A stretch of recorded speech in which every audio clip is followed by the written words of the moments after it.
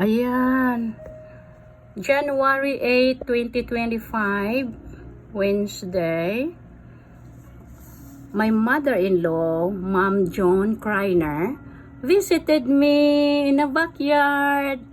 Right there sa kahoy on the trees. Look how red that is. She's really lumabas talaga ang kulay na pulang-pula.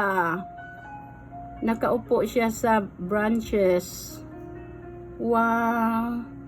What a beautiful. Mom, I love you too. Ayan guys, hindi siya umalis. Ayan. Ayan.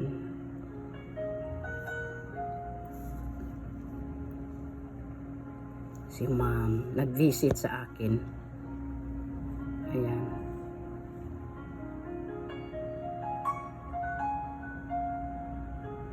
Ay, wala na. Ayan na, tumalikod siya.